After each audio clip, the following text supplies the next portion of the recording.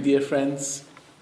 Thank you very much to all of you taking trouble in such a chilly, cold evening and coming over to this Baha'i Center. The subject that tonight I'm going to talk about is one of those subjects that you can never finish it.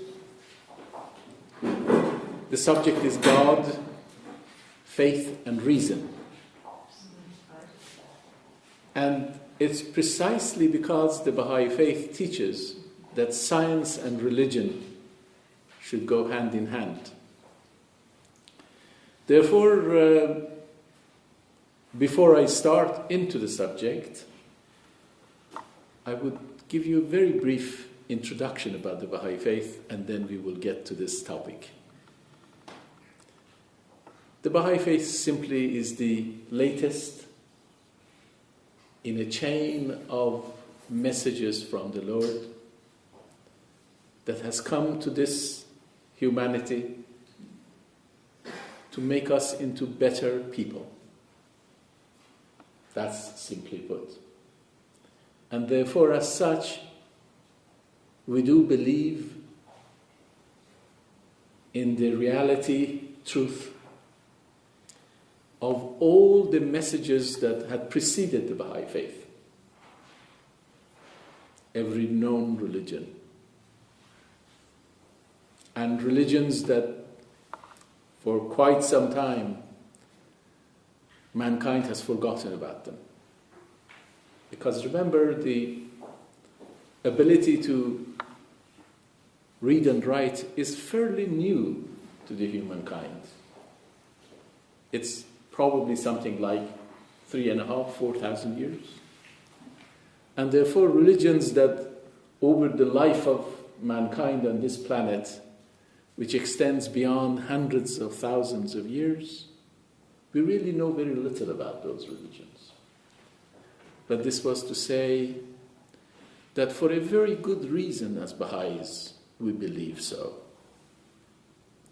Because we believe in a Lord who created us all out of his love with relative freedom. Freedom to choose. And he took upon himself the task of training us. And that being the case, the way the Lord could have done that throughout the ages has been by sending us succession of messengers in various names, all throughout the world, wherever a group of human beings lived. And he has done that out of his purpose for our creation. Something that tonight I will talk about also in relation to how do we understand God, is that everything has a purpose. Everything created has a purpose. There is nothing that is without a purpose if somebody has created it. And when the Lord created us, it was with the intention of our souls, our spirits, become his companions. That's why he created us, out of his love. And for us to become worthy of the companionship of the Lord,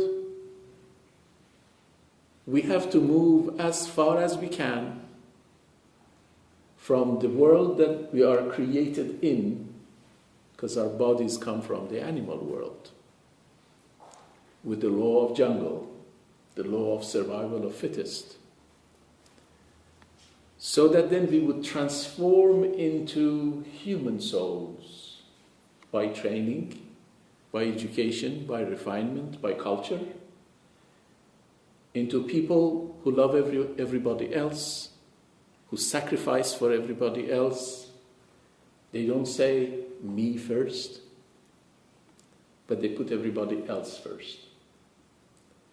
That's how we develop human qualities that are so different from the qualities of the animal world. There is nothing wrong with the animal world, but it's only good for the animal world. We who have been gifted with the Spirit, we have to develop the qualities of human world. That's what the difference is. Okay, so for that reason, we believe that all these religions have come from the same source, have come from the same teacher. Their differences being the time and culture and environment that these messages have arrived at, and as a result, the needs of those group of people. There are those who adhere to past religions, and they insist that God cannot change his mind. If he told us that we should close down our business and go home on Sabbath and keep it holy, he cannot come back and change it to Friday or Sunday or any other day. And many other laws like that. What they don't realize is that it's not God that changes his mind, or like some of us, develops forgetfulness. It's us that are changing, and our needs are changing. That's why God's message, the part that pertains to this material world, changes according to our capacity, our abilities, our environment, our setting, our needs. Just like if you go to a doctor, the doctor would look at us carefully to see what is the illness. And based on that illness, he or she prescribes a medicine which is appropriate for that particular illness. If at a later date, any of us develop a different illness and go to the same doctor, that doctor prescribes a different remedy. It's not that that doctor has forgotten or has changed his mind. It's not. Circumstances have changed. Therefore, I will finish with this summary that the Baha'i faith, which is the latest faith, attempts to create a world that we as better people live in it. People that forever abandon war and fighting and quarrels and arguments. As people, we accept each other. We do our best so that the comfort and peace would be extended to everyone. Basically, the type of world that in the past people said, this is life in heaven. That's what we would like to develop here. And in order to do that, the Baha'i faith promoted 3 principles that brings all faith together. The first one, that there is one God, by whatever name we worship him. So those who promote the idea that God only has this name or that name, they really got it wrong. We can call God by any name we like. Throughout the ages, he has spoken to people all over the world. And every time he has introduced himself differently. So you can choose whatever name you want, as long as we know who we are talking to. So there is one God. If there is one God, it follows that there is one people. Call them human beings. Regardless of our skin color, our accents, languages we use, which part of the world we come from, we are all the same people. Therefore, the unity of human beings is the second principle. And this world, more than ever before today, needs that unity. That people are not judged by the color of their skin, or their accents, or their national origin, or ethnicity, and so on. But humanity first becomes the motive for every one of us. In fact, it goes as far as the Baha'i faith teaches that even religion, which is the third component I'm going to mention of those unity, even religion is a tool, it's an instrument. In itself is nothing. Religion comes so that we would have a better life. You could become better people. Therefore, the third principle of the Baha'i faith is also, there is one religion, and that's called the religion of God. And this religion of God takes very different forms and shapes and colors and languages throughout the ages. But its purpose is the same. So what has not changed, or what is absolutely in common amongst all religions that mankind knows, is the unity of purpose of these religions. Otherwise, they all have different books, they are called by different names, they were founded by different prophets or messengers, whatever we like to call them, and they've come at different times in history, they have different laws. But when we say they are all one, we mean they all have one common purpose. And that common purpose is to turn us to individuals worthy of joining the Lord after we leave this physical body. And not only that, but also turn this world into a part of heaven when we also have a godly life even on this world. All right. Now that we talked about these three unities, I would like specifically to talk about the subject for tonight. And this subject, as I mentioned to you, is the subject of God, faith, and reason. And the reason why I chose this particular topic for this evening is that more than ever before, religion and God is coming under attack, not just in the United States, everywhere in the world. One can simply say that people have given a bad name to religion, and because of that they have given a bad name to God. So whoever wants to say he or she is an intellectual or a competent person or a person who's really a thinking individual will come and say, I don't believe in God. All right? And the first thing that when you come across an individual like that, it's good to find out what is it exactly that they mean by this when they say they don't believe in God. You ask them, what do you mean I don't believe in God? They say, well, let's see. A God who prejudicially treats people, puts some people ahead of others, bring anger and revenge on people, in parts of the world creates earthquakes and typhoons and disease, and on other causes wars and famine. I don't believe in that God. Well, if that's really what they say I don't believe in a God that is not just, because there are people all over the world that are hungry, and there are people who have too much. They say there are people in the world that as children, they are not being taken care of.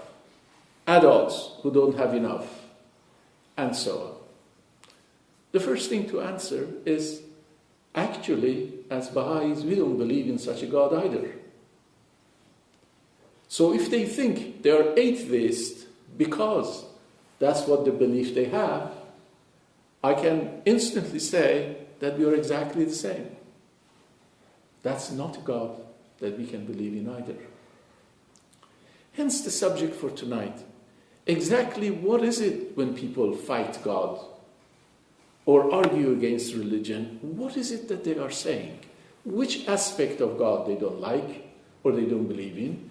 Which aspect of a religion is what they don't like and they don't believe in, so that we can take that.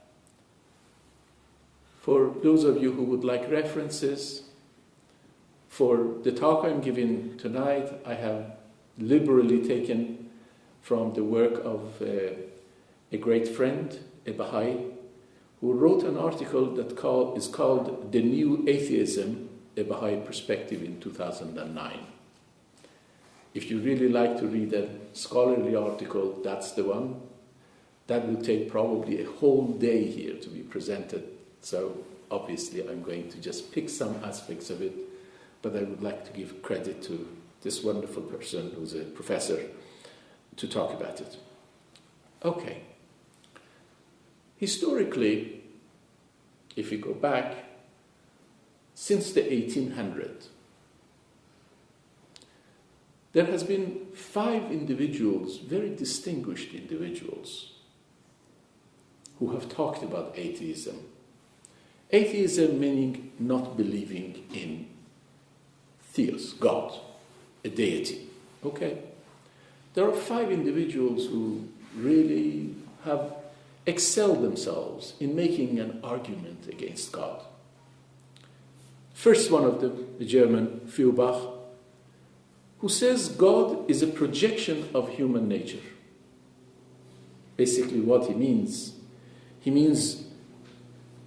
God is nothing, okay, more than projection of human nature, that is emotions, wishes, fears, dreams, hopes, and so on. And therefore, as human beings, we have imagined it. All these ideas that we've had, put it together, and we've called it God. Therefore, there is no God. It's basically our imagination. The second one, that for his part caused tremendous problems in the world. Wars, famine, murder, is Karl Marx. And Karl Marx's idea was very simple. I'm going to take you through these so you would know people who are atheists, what do they base their ideas on, so that then we are comfortable in actually what we say we believe in. Karl Marx simply said God is the invention of ruling class to be able to control the peasants, the workers. As simple as that. So he said basically the ruling class, whoever they happen to be, invented this idea of God throughout the ages, so that as a result of that they can control the masses. So that if there is any problem, you say it's God's problem. And they would never rebel because they come up with the same ideas that you have to be obedient. For example, slaves to be obedient to their masters. Okay? That was Karl Marx's contribution. He came up with 3 simple principles. The first one was the fact that only what is matter, solid, is real. Something that is not matter is not real. And he basically said that history is based on economic factors. And then they went on to say culture, religion, and everything else. These are coming from economic considerations. The Marxists even today look at religion as something really that comes from economic factors. And the third concept for Marx, apart from, of course, creating the communist movement in the world, and we know what happened, the consequences of that. Hundreds of millions of people died in major communist revolutions all over the world, Russia, China, and still some remnants of it around, was the fact that he said, it's not God that is supreme, because God doesn't exist. It's man that is supreme. Okay? So as you see, his ideas were 3 very simple ideas. That only what we can see and feel is real. Anything that we cannot see and feel it is not real. History really is based on economic factors, and religion has been an invention by the ruling class to rule over others. And there is no God. It's man that is supreme. So these were the ideas that he portrayed and his philosophy of atheism is based on. Then we have the Nietzsche, German. Nietzsche's ideas also was very simple. A great philosopher, he simply said that God is dead. So whether he existed or not, today he's dead. That's the end of it. Karl Marx, of course, he would say that religion is the opium of people. Basically, he used that to pacify people. Nietzsche was simpler than that. He said, God is dead. We don't have to deal with it.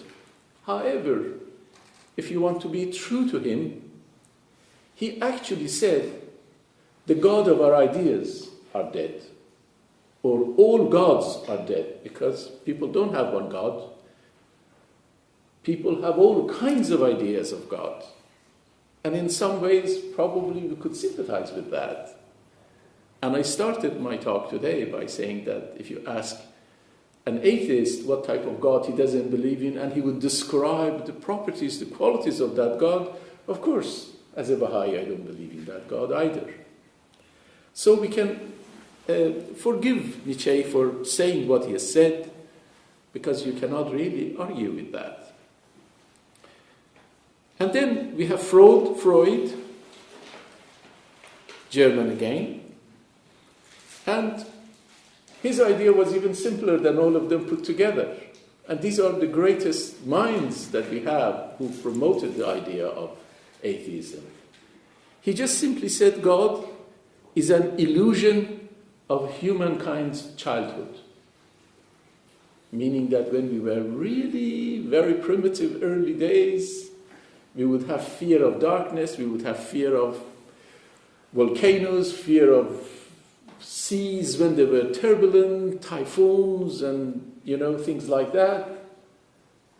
So mankind created this illusion just in the age of our childhood, if you like, thousands of years ago, so that when we are afraid, we would call upon that Lord to come and protect us. And hence they created the god of volcanoes, the god of sea, the god of mountain, the god of animals, and so on and so on. So to him, God was an illusion. And the problem that he saw with the idea of belief in God, he said that it prevents us from intellectual and moral maturity. You can instantly see that he has a point. If I don't take care of my neighbor and say it's God's work, it's not for me to do, because I don't want to mature as an individual, if I don't take my responsibility seriously, and leave it to God, of course, he's absolutely right. The belief in such a God and such a behavior tantamounts to myself not maturing and growing. For example, if you go to India, with 150 million people that are called untouchables, they are the lower class caste system in India. These people cannot marry with higher castes, cannot even eat with them, cannot share life. And regardless of what the government of India has done, their lot is as bad as it was. It's not getting better. Because people believe that they are outcasts and believe in their prior lives these individuals have done something to deserve in their reincarnation now all the miseries that they have. And they regard it as something wrong even to help them, because then they say it's their karma to have that suffering, and if you go and help them, you're obstructing the karma of these people to become better people in their next lives. You can see if this is not something that stops people from maturing as individual human beings, I don't know what else is. So even these great philosophers who have come with these ideas and have promoted the idea of atheism, in their words and in their concepts, we can see this, that as Baha'is we can sympathize with. As I said, all these hungry people in the world, if you sit and watch them on television and don't instantly attempt to do something, we will be no different. And we can see that, we are not maturing, because we say it's God's responsibility to go and take care of people here and there, if we don't take our responsibility seriously. Then, the fifth one of these, a Frenchman, Jean-Paul Sartre, probably many of you are familiar with, and his notion of atheism was based on the fact that he thought that the existence of God limits human freedom to create ourselves and make choices. Because instead of you taking responsibility and doing things that are right, you would sit back and say, well, God, help me with this, God, help me with that. And I think we can sympathize with that. It's okay to rely upon God, but we have to do our best. If we do our best and rely also on God and ask for assistance, apart from the fact that the very mere act of a prayer gives us ourselves the energy to achieve that, which then we have done our part, then we believe also in that. It's interesting that one of the most well-known thinkers of our age, an Englishman, Anthony Gerard Newton-Flew, in England, professor of most of the universities of England and Scotland, and I know that I've been visiting these places. For 5 decades, he was the most significant voice behind this idea of atheism. There's no God. He was coming from a very religious family. Actually, his father was a priest in the Anglican Church, a Methodist church. But after 5 decades of writing books and articles and lecturing in all these universities, from Oxford all the way to Aberdeen in Scotland and Canada and so on, he paid detailed attention to flaws in the whole idea of atheism, which I'm going to highlight some of those for you. And he concluded at the age of almost 70-something that he's been wrong all the time. He concluded that you cannot look into the biology of a very small creature to a large creature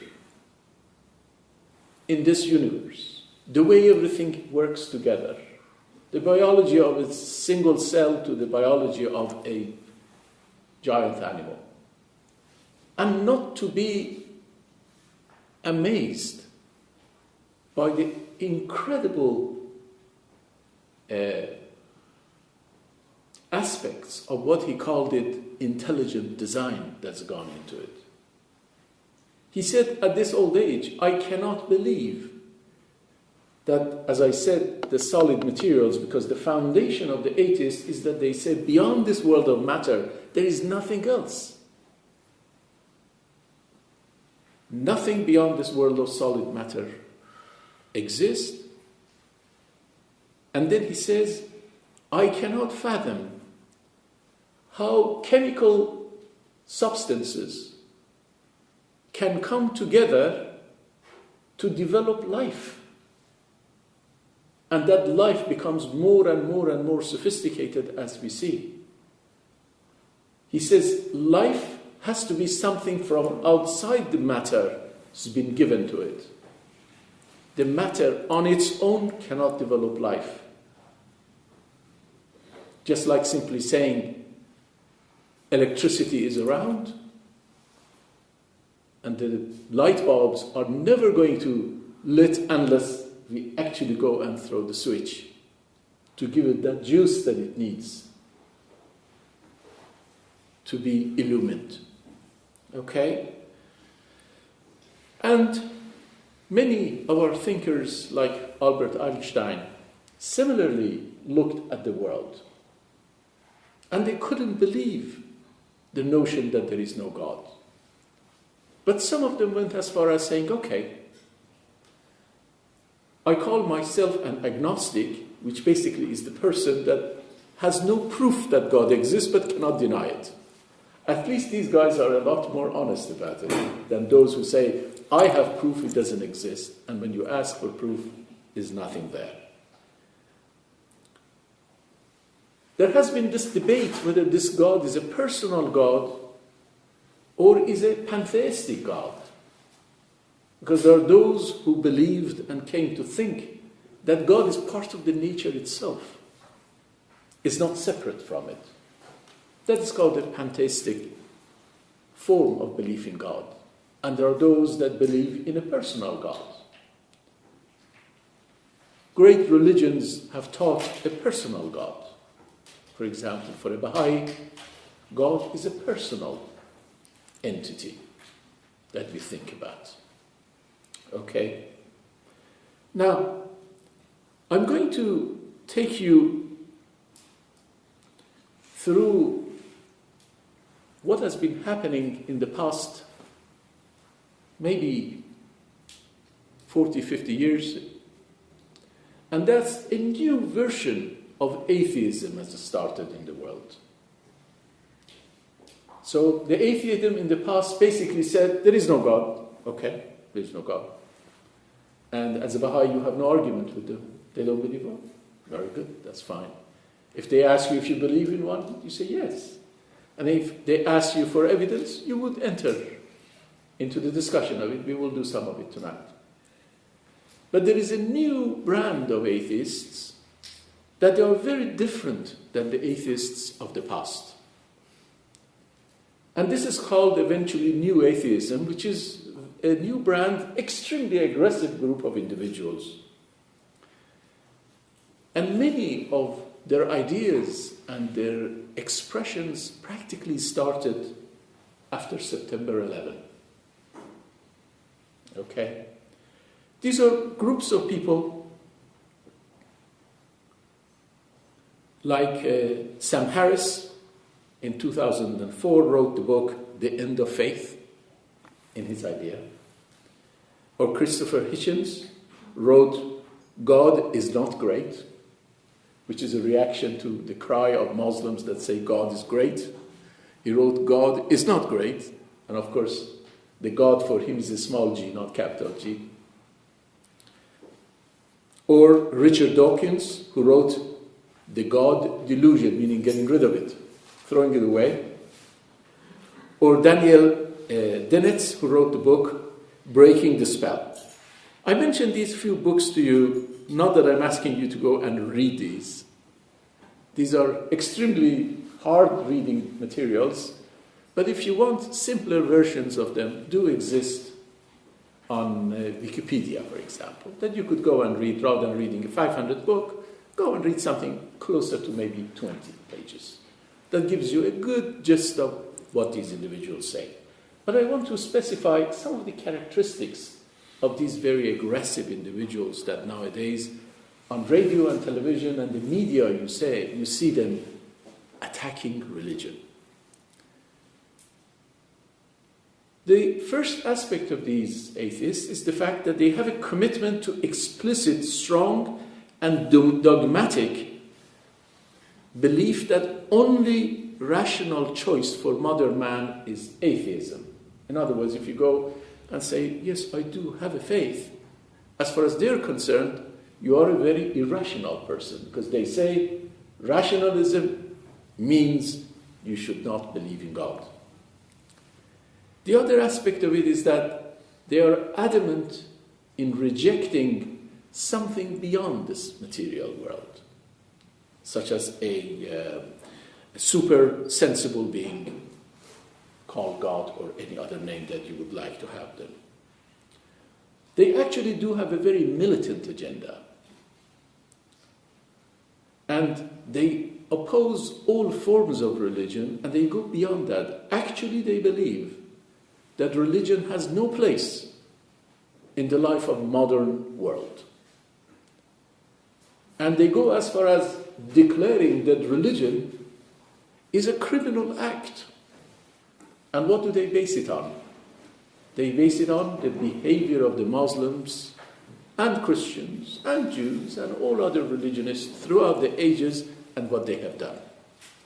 So they say, if you look at the behavior of believers in these religions, and particularly what is going on today, religion should be something that should be banned.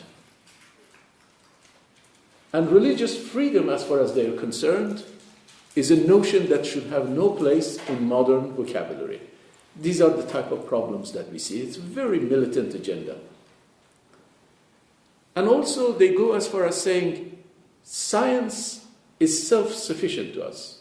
Science on its own, it's enough for us. Which means that it's only science that should be the judge and the jury of everything else. And the type of science they are talking about is the type of science that the likes of me have been working for years. Just like a lab. You take something, you dissect it, a chemical formula, you break it down, you look under a microscope, you measure its weight, you measure its properties, electrical and others, and so on. Therefore, if God is not something that you can do that to it, that repeatedly, with accuracy, you can actually see what it is, then you cannot believe in it. I'm not going to take a lot more time because they have 2-3 dozen of these characteristics, these modern ones. One of the attributes that they have is their enormous enmity with religions. For example, they like the idea of going and reading the scriptures of the past, literally, taking the Noah's flood or the story of creation and so on from scriptures, religious scriptures, and turn it to a big joke and saying, who can believe in these? Although, for quite a number of centuries now, thinking believers in most of these religions have gone away from the idea of literally reading their books. And they read them as though there are spiritual dimensions to those stories of Noah and creation and so on.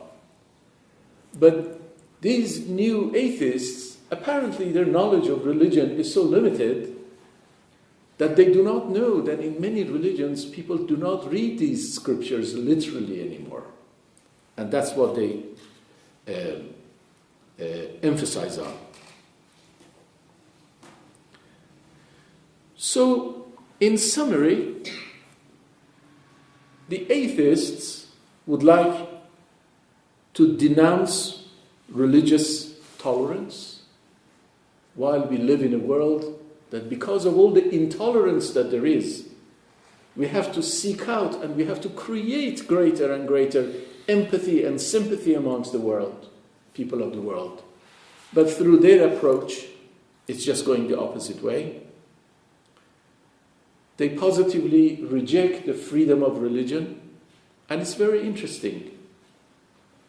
The most significant mark of a democratic system in the world is a system that allows the freedom to think and the freedom to express and believe what they want as long as it's not inconsistent with the law.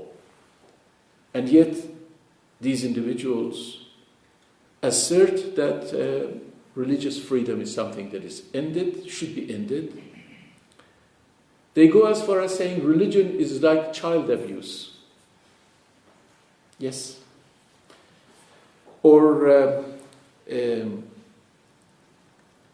materials like that. So, without taking you more through the literature of the atheists, now we go back to the discussion as we started it.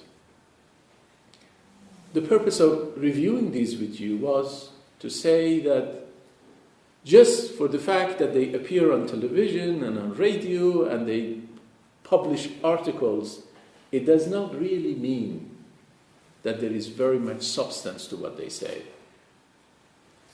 I will tackle 2 or 3 scientific aspects of their issues. Let's imagine the creation of this world. The nearest we can talk about it and understand it, and these are also new, so new, is to imagine that this whole universe was something like energy only, focused on very small space. And then it exploded. And energy traveling at the speed of light, slowing down, converting to matter, filling up this enormous big space. And as a result, these matters, because of the properties of the substances that were created, would coagulate particles together, forming masses. And these masses, as they formed, they attracted other particles around them and created satellites around the stars and the galaxies that we have and the universe as we see it. Now, the interesting part that the science cannot tackle is to go back and say, how did it start? Where all that energy condensed form came about? Our sciences, through going back in history, tracing the fact that all the particles of the universe in the form of planets and stars are going far away from each other, tracing them back, they can say that's a possibility. But that possibility cannot be taken any further as to what created it. The obvious thing that religionists, people who believe in the Lord, in God, believe is the fact that there must be something external to that matter itself to cause it to compress and then to expand, and later on to compress again and expand. The last time it happened, something like 14.7 billion years ago. And the expansion is going on ever since, until maybe in another 10, 20, 30 billion years, it begins to coalesce again and go back. So what is causing it, which is outside? There is no explanation for it. Rather than looking into something so big, we can look into something much smaller. A particle, a single atom. When we look at it, the mass of that atom is concentrated in its proton particles. Electrons are practically have no mass, and neutrons are the same, although electrically charged. So the question is, where do these particles get their properties from? What is it that gives proton that mass and not the electron or neutron? It's something outside them. So historically, philosophers starting from Aristotle and so on, all the way until now, and the Baha'i faith as well, have come back to this idea to say, logically speaking, everything that we see around us has a maker. There is nothing around us that we see that has no maker. Now speaking as an engineer, everything that I see, this table, is made of wood. It has a particular form. With that form, there is an objective, because this was supposed to become a podium. So not only the matter is the wood here, it has a form, and it has a maker, and it has an objective. And we do not know anything in the world that doesn't require these 4 aspects to it. So the issue is, what is the purpose of the creation of everything we see around us, including ourselves? That purpose has to be something external to those materials. that force that is outside this and decides the purpose and the objective of this particular podium, in one way, logically, you can say, that comes nearest to our thinking is outside our material world, and it's God. Everything we see that moves, somebody has to move it. This podium is not going to move unless I move it. And then somebody else has to move me. Somebody else has to move everything else. So it's a cycle. In the end, there comes a position that you would say something should move that and something should move that and so on and so on. And then you would say, what is that mover that moves everything and is independent of the rest of that? Philosophers have come to think as the prime mover, as God. Okay? These are the type of logical, philosophical perspectives that our thinkers have put together, but they all have one thing in common. What they all have in common is that that force, that entity, that energy, that creator, the one that has given objective to all of this, is outside it. And because it's not material, it's not something that our sciences can tackle. And that's the problem that atheist has. Because an atheist insists that everything should be in laboratory to be experimented upon. And therefore they immediately dispense themselves from doing anything that is not material. Very good. Now, I have so far talked about God and talked about reason. Now I want to talk about faith and bring these a little bit together and then answer any questions that you have, if I can answer. From a perspective of a faith that we believe comes from that source of all good, we get some guidance. The guidance is, He created us out of His love for His companionship. I take that.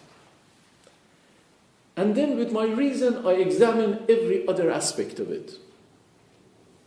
Has that objective been followed? Is that true? Because we hear all kinds of things, but we have by reason and through our reason to examine it. We will see, yes, ever since humanity has walked on earth,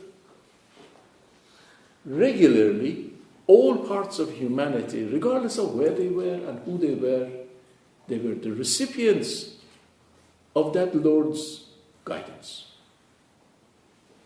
So His objective is not specific to any particular group of people, although as people we like to think that's the case, but it's not. It's actually universal. That objective has been there, and we ask ourselves, has that objective worked? And we see it does.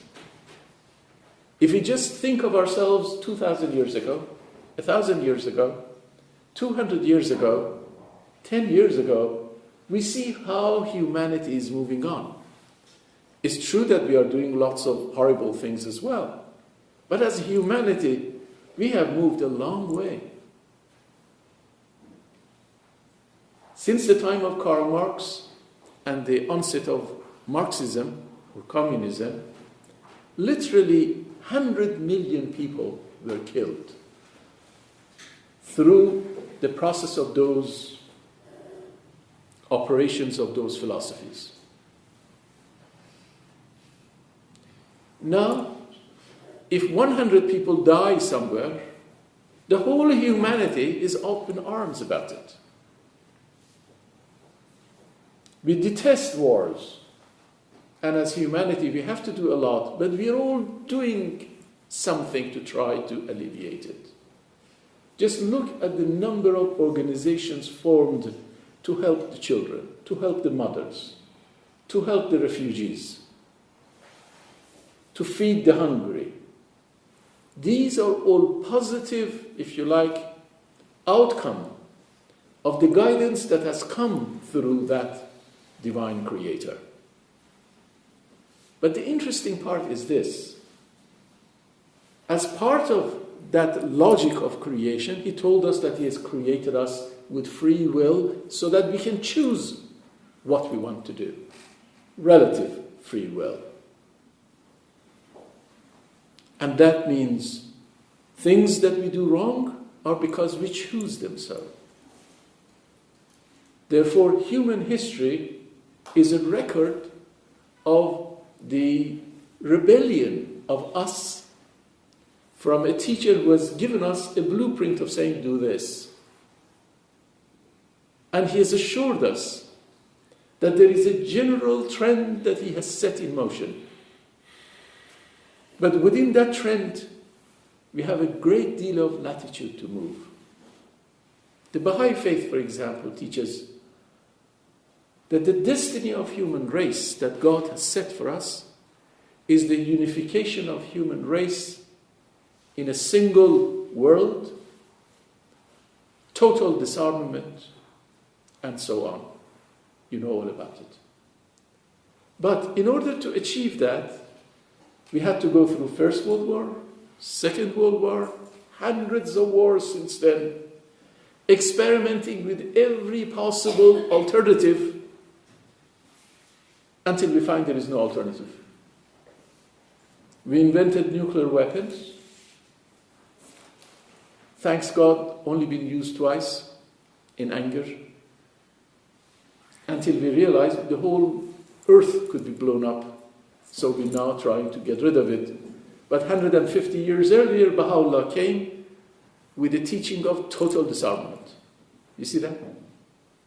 So God's blueprint for human race is the vision that we have been given, but we have that latitude to choose from. I want to give you some more examples of reason and faith so that we are more comfortable with it. Baha'u'llah teaches that consort with all people in a spirit of friendliness and amity. Simple. Means be nice to everyone. Associate with everyone. Why that? Because the rest of the people of the world aren't doing that. I've already given you examples of India and many parts of the world, in this land too. Okay? Now, we want to see if this stands up to reason. Baha'u'llah says, if you do that, associate with people, you're going to get to know them. If you get to know them, you're going to like them. If you like them, you're going to be friendly with them. And if you're friendly with them, you're going to unite and be at peace with each other. You see the objective? But it starts with a simple thing: associate with all people in a spirit of friendliness and amity and concord. Okay? You'll find that Baha'u'llah came and brought this incredible principle that was confusing even the brightest minds of humanity. The fact that there were so many religions around the world. He gave us a simple blueprint. He said, all of them come from the same source, irrespective of the time, culture, environment they've come, their names, whoever they worship, or what teachings do they have. So I don't have to go and prove to a follower of any religion or an atheist that these religions are one, because he has told me why they are one, because they're all one in purpose, one in plan. But there are many ways of achieving it. Okay? Now, this single principle will eventually allow for a total end to most of religious bigotry in the world. That atheists are so good to pick up and show. Okay? They're very easy for them to come and show what religionists have done in the world, what a mess they've done, and they're right. But those who did not claim any religion have not done any better. Look at the history of Russia. since its communist revolution. Look at the history of China. Look at the history of Cambodia. Look at North Korea today. Are they doing any better with their people? Has human life been more worthy and more important to any of these totally atheistic societies? We see that has not been. Therefore, the fact that those who claimed religion, and it could be any religion, historically they have done so badly. It just says that as human beings, because of our free will, we actually like to do what is right only as the last resort. And that's been our history. And it will take a while before we get away from it. So, we briefly talked about a God who said he loved us. That's why he created us. And he said why he created us? Because he wants us to become his companions. He says, I'm like your father. Parents, why do they bring children to this world? It's exactly the same reason. And then he says, because I love all of you, here is a blueprint, here is a program, here is a roadmap I give you. We analyze only few aspects of this roadmap, and you will see they really stand to reason. The first teaching of Baha'u'llah, 1863, Rizwan of 1863, April, was abandoning the law of jihad. Just think about it. Which meant abandoning the use of force as an arbiter of justice in all of its forms. 150 years later, the whole of Middle East is torn to pieces because still they believe in jihad. Is this God's fault?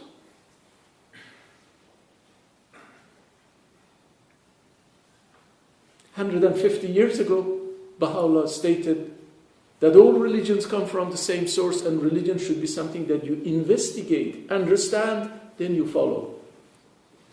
And ended the class of clergy. 150 years later, the whole of Middle East is in turmoil because of what religious leaders are doing and what different factions of the same religion is doing to itself. Is this God's fault? Equality for women and men. Look at that. Analyze it in any way you like. It's unprecedented in religious history because they weren't ready for it. Although it came 150 years ago, we are still not ready for it. All of us are still struggling to implement it in our homes, towards our daughters and towards our sons, towards our sisters and our brothers, as our spouses. We're all struggling with it. But it's a roadmap that intends that we'll look upon each other as the face of God. It's a roadmap. Is this God's problem? God's failure that still, even in the most advanced nation on earth here, women don't get as much pay as men do? They don't have all they should need to take care of children when they are born, look after them long enough until they go to school without losing their jobs, without losing their livelihood. God has given us a blueprint. It's our problem that do not. So, God, faith, and reason. If you begin to put them together in this format, you will see that for all those who argue against God, we can instantly say, that's not the kind of God I believe in either. Marx and later on Stalin and Lenin looked into Russia. The silos of churches were full of grain, but the peasants were hungry. Of course they can come up with the idea that religion is the opium of people. Why not? But it wasn't religion that was the opium of people. When they said religion is the invention of the ruling class to roll over people, they were right. But they were talking about religion in the way that they were seeing it. Not the blueprint of religion itself, but the way people practiced it. Today we have two types of Islam.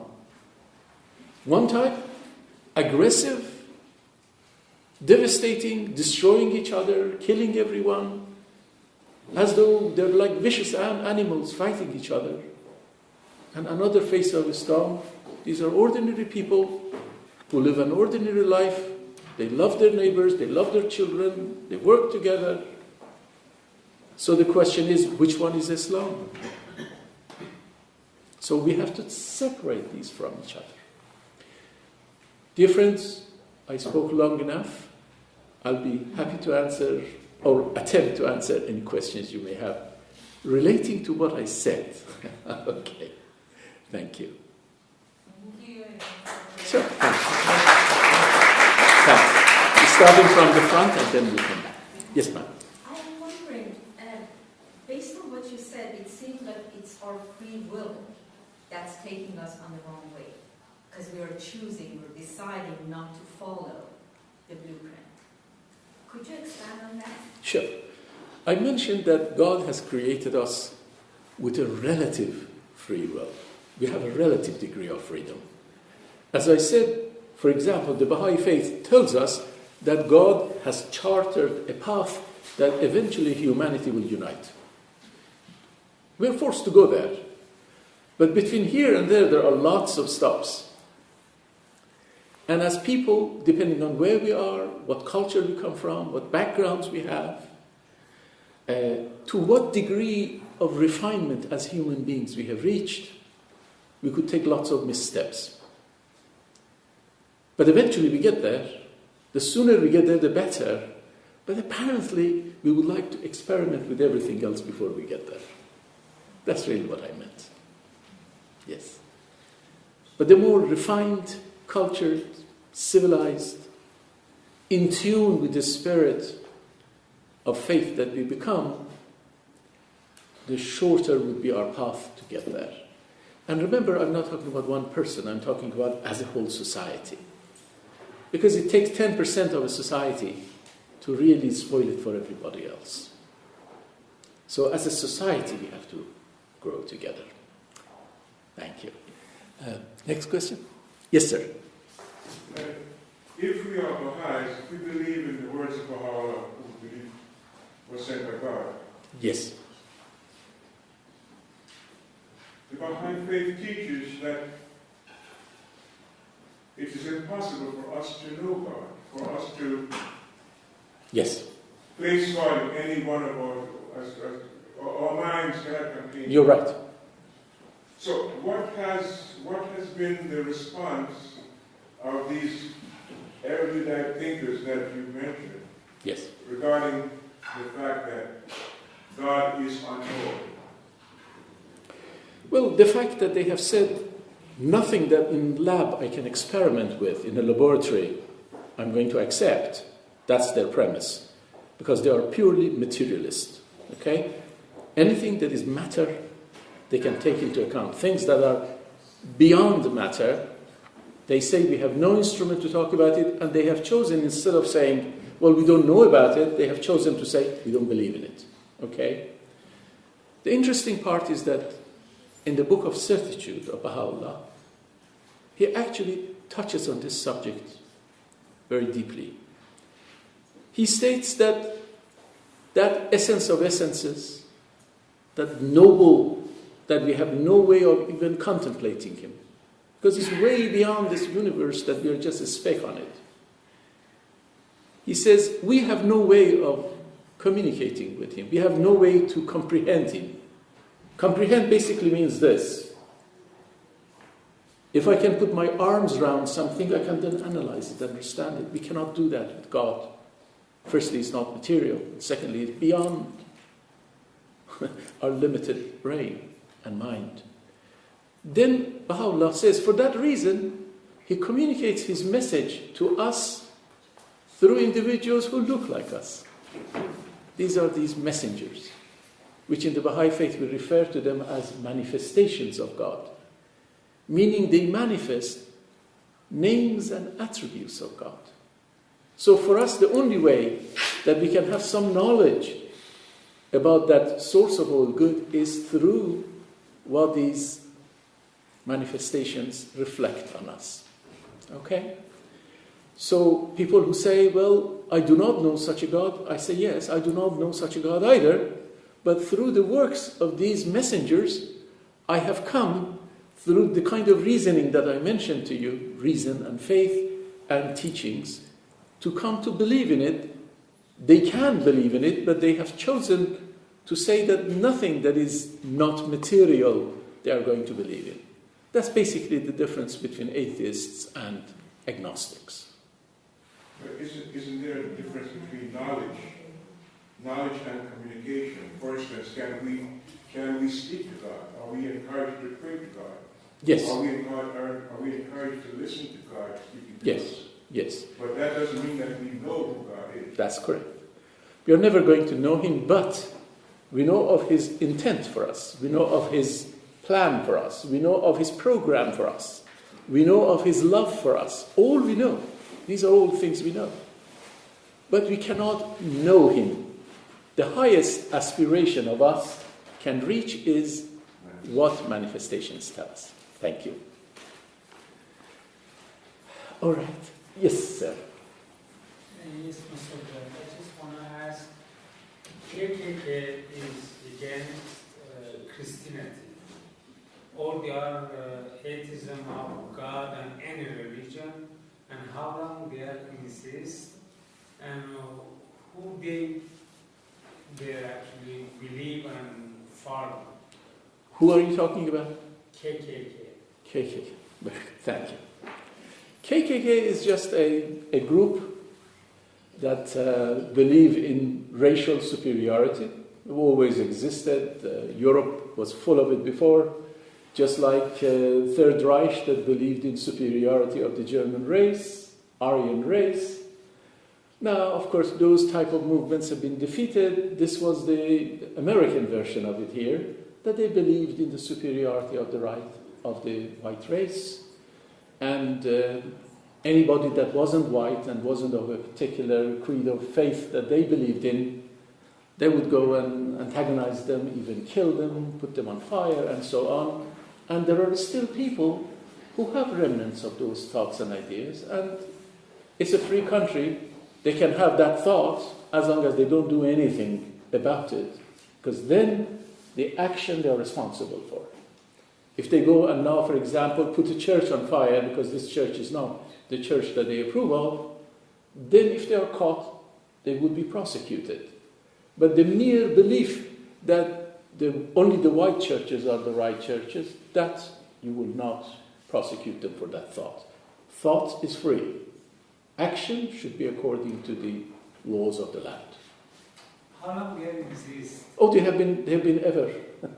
They've ever been. Probably it's an import that came from Europe along with the early settlers. Yeah. They have any followers? I'm sorry? I mean, they follow any? Yeah, at one time they were quite large in numbers. Now perhaps nowadays people think twice before they say they are a member. And it's like waves. There are times that, the number increases and the number goes down. Remember, these are human failings. Some people express it in the form of religion. There are people who say, my religion only and every other religion is bad. Some people put it in the form of race. Some people put it in the form of their politics. They say, if you're not this policy or this politics or that politics, you're not right. Okay. So all of these, remember, this is the problem. Not everybody has come to see the human race as a single entity yet. There are people who haven't seen it, and still large number. And they use everything. They sometimes use a country, nationality. Sometimes they use religion. Sometimes they use politics. Sometimes they use gender, men, women. Sometimes they use means of wealth. Sometimes the elites use education as a means. People like always to make themselves special and everybody else second. But the world is going towards a direction that all of us are basically the same human beings. And what Baha'u'llah teaches is that when God created us, to every one of us, He gave us some special abilities. Taban. Some special abilities. And these special abilities of all of us are different from each other. Someone is artistically talented. Someone is great in learning languages. Sometimes is a great artist, painting.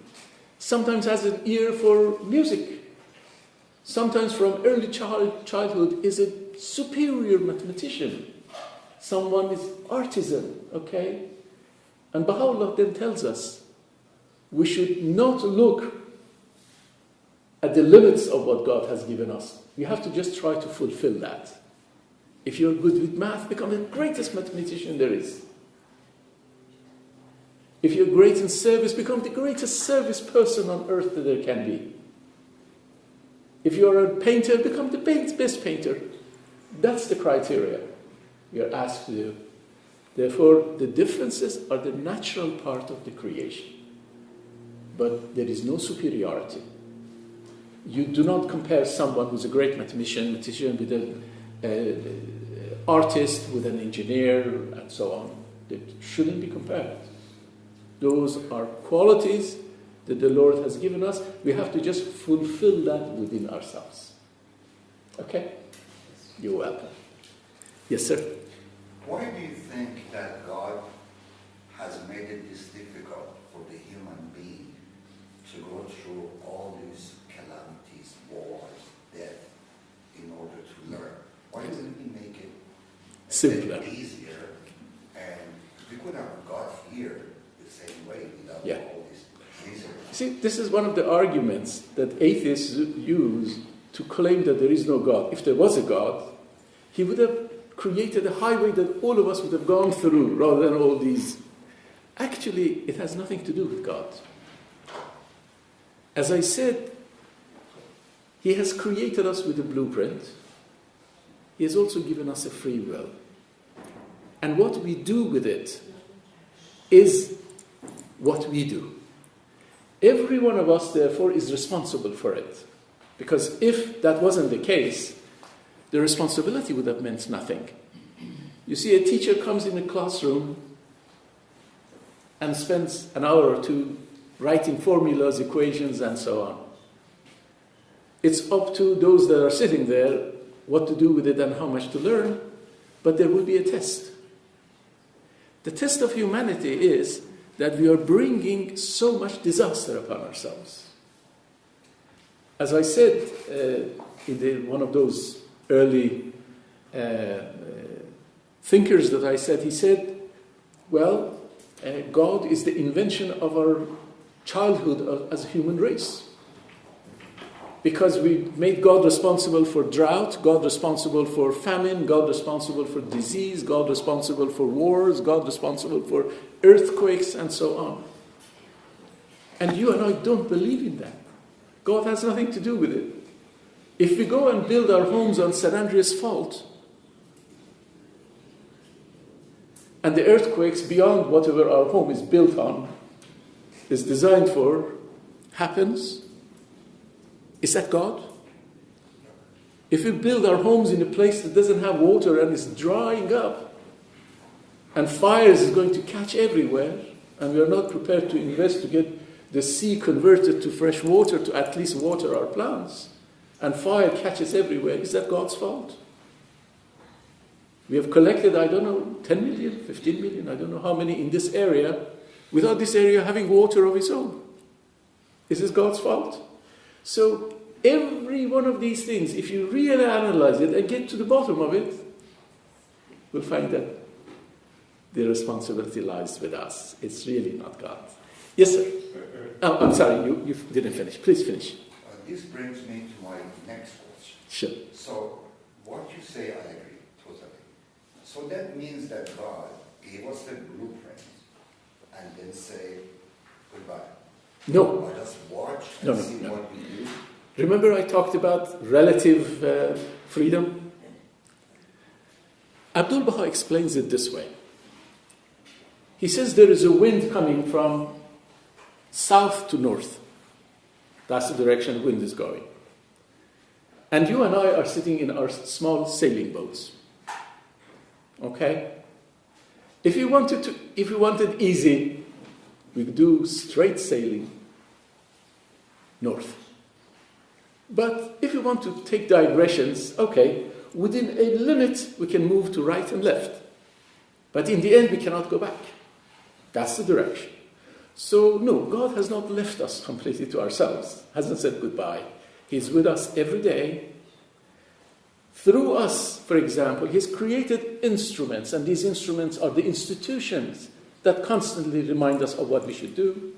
He had left us books, materials, and today, more than ever in human history, we have guidance, media, computers. Every word of Baha'u'llah is not sitting on this laptop of mine. Every word ever uttered by Abdul Baha is sitting here. By the beloved Bab is sitting here. So it's not a shortage of guidance. And He's asked us to educate ourselves, to read them, to study them. Okay? And for those of you, probably a few years ago I came here and for a weekend, I talked to you about the 7 valleys of Baha'u'llah. I suggest if you haven't read it, go and read it. The 7 valleys is an exercise that Baha'u'llah recommends to us that is a spiritual exercise, that we go through all these steps.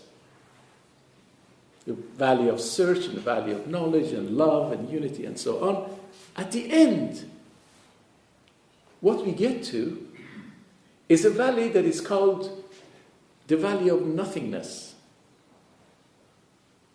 And he describes it, the valley of nothingness is where we would align our human will to God's will. That's when we speed up. Okay?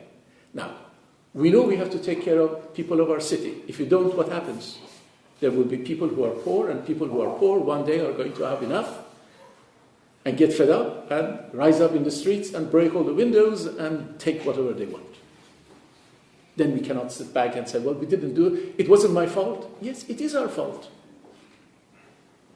If we do not participate in building our society, getting it rid of the ailments that it has, we are responsible.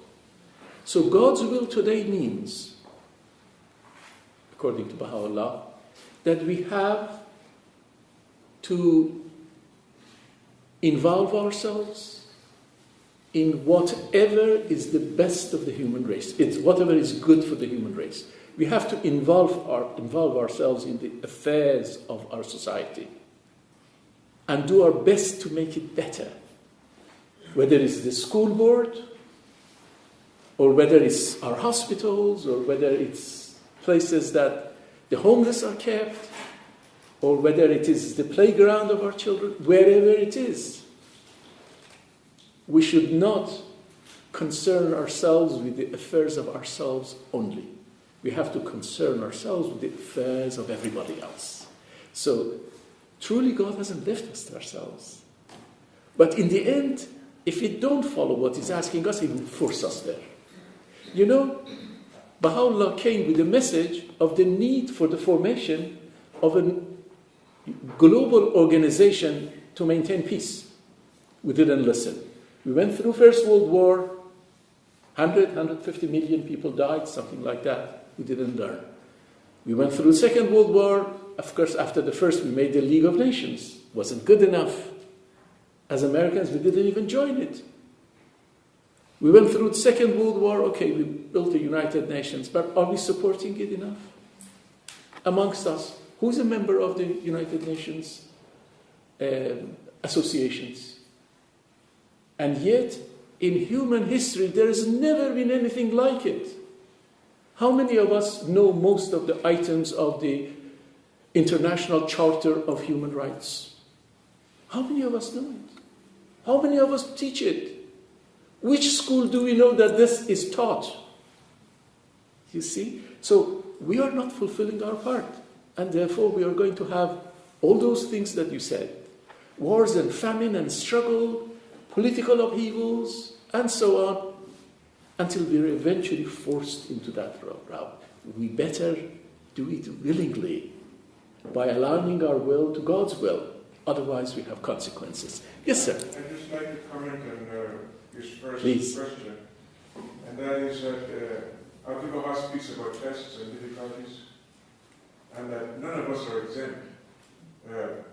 Earthquakes and famines and pestilence, these are all God's creation, but it's how we react. Sometimes we're called to react to these things. And a Baha'i scholar also said, wrote some years ago, that unless we are tested, we don't become better people. Many of us, unless we are tested, Sure.